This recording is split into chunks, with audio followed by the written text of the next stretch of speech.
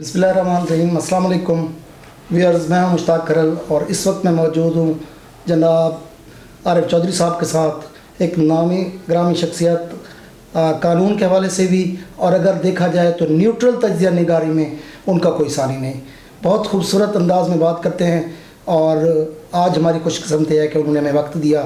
तो चौधरी साहब चाहेंगे कि कुछ आपसे सीखना चाहें, कुछ आपसे लेना चाहें। पहला क्वेश्चन आपसे सर पॉलिटिकली भी हो जाएगा, एक लीगली भी हो जाएगा कि क्या जिस तरह मरीम नवाज़ प्लीड कर रही हैं कि जाऊं मैं, या इस तरह नवाज शरीफ को इजाज़त दी गई, क्या ये प्रेसिडेंट नहीं सेट हो रहे, आने वाले दौर में ये मुश्किलात नहीं पेश होंगी? मैं आपको एक अर्ज़ करूं कि यहाँ सबसे पहले तो मैं आपका शुक्रिया अदा करता हूँ, आपने वक्त निकाला, मेरे लिए खुशी की बात है, इतनी दूर से आप तशरीफ़ लाए। एनी हाउ, तो अब बात ये है कि ये बड़ा अजीबोगरीब मामला नज़र आ रहा है मुझे। पाकिस्तान का जो जब से आप पैदा हुए हैं यही सुनते थे और देखते थे कि ये पाकिस्तान जो है ये वो उस तरह का मुल्क नहीं है जिस तरह के सिविलाइज मुल्क होते हैं, और ये ऐसा मुल्क भी नहीं है जिसमें रूल ऑफ लॉ हो, और फिर ये भी सुना कि ये ऐसा मुल्क भी नहीं है जिसमें कानून सब के लिए यकसा हो। फिर ये भी सुना कि ऐसा मुल्क भी नहीं है जहाँ यानी एक ही कानून हो जी।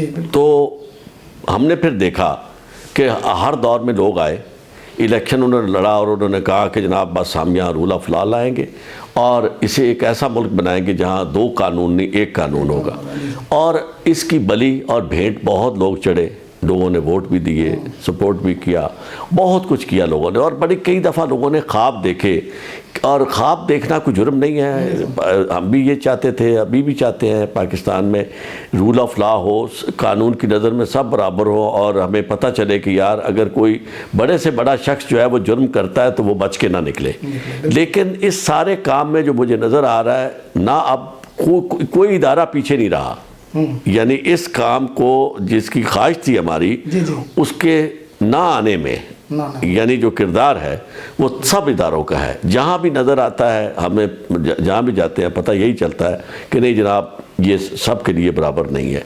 तो अब देखें यहाँ एक तो केसेस जब चलाए गए, जिस अंदाज में भी चलाए गए, उसके लिए कोई मुझे नहीं समझ आई कि अचानक क्या हुआ, कहाँ से ये बातें आई, और फिर जब चीज़ें निकली बहुत सुओ मोटो नोटिस भी हुए, फैसले भी हुए। लेकिन जो चीज़ें हमें नज़र आ रही हैं उसमें ये बात कहीं भी और किसी शख्स के लिए ये सहूलत मौजूद नहीं है जो नवाज शरीफ साहब को मिली। और किस तरह तैयार किया गया सिस्टम के जनाब ये जी प्लेटलेट्स कम हो रहे हैं। अब आप देखें कि यहाँ वो हालात हैं कि डॉक्टर जो है, प्रोफेशनल डॉक्टर, दुनिया में मैं अमेरिका में रहा हूँ, प्रैक्टिस भी की है, कहीं ऐसा तस्वर नहीं है कि जो प्रोफेशनल डॉक्टर या लॉयर है उसको आप उससे ऐसी कोई ओपिनियन ले सकें जो अनप्रोफेशनल हो या प्रोफेशनली वो साउंड ना हो या वो किसी के हक में हो। यहाँ तो आपने डॉक्टर भी ख़रीदे हुए हैं, हाँ जी, और साथ रखे हुए हैं, और जिससे आप ओपिनियन लेंगे वो बिल्कुल अपनी मर्ज़ी की ओपिनियन, ऐसे जिस शख्स को उसे राज़ी करना है उसकी मर्ज़ी की ओपिनियन देगा।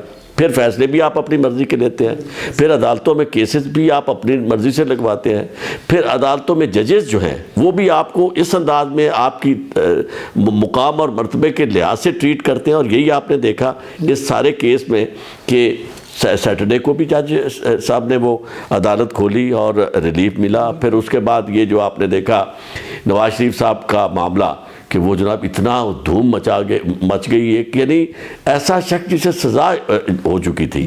मैं ये समझता हूँ कि मैं कोई किसी की सज़ा के हक़ में नहीं हूँ और किसी को without due process of law convict करने के भी हक़ में नहीं हूँ। प्रोसेस ऑफ लॉ होना चाहिए, लेकिन प्रोसेस ऑफ लॉ सबके लिए एक है। जब आपने किसी कानून में कोई ऐसी गुंजाइश नहीं रखी कि कोई शख्स अगर सज़ा याफ्ता है तो उसे आप यानी मुल्क से बाहर जाने दें, बाकी सब के लिए नहीं है, तो एक अगर नवाज शरीफ साहब के लिए ये बात निकालेंगे तो यकीनन सवाल तो यानी वो बड़ा एक शेर है अपने हमारे असलम कौलसरी के बारे में किसी ने कहा कि असलम तेरा कलम भी ते सजना अजीब है करदा नवे सवाल जवाबा दे नाल नाल।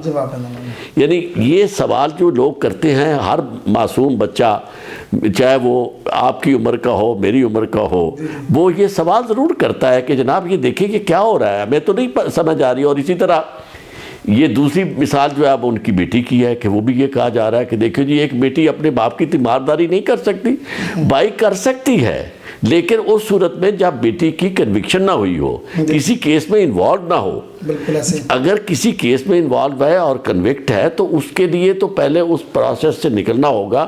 وہ جب ختم ہوگی اس کی وہ سزا تو پھر جا سکتی ہے. اب اس صورت میں تو نہیں جا سکتی. لہٰذا دیکھتے چلے جائیں، یعنی آنکھ جو دیکھتی ہے لب پہ آ سکتا نہیں. میں بھی حیرت ہوں کہ دنیا کیا سے کیا ہو جائے گی. جی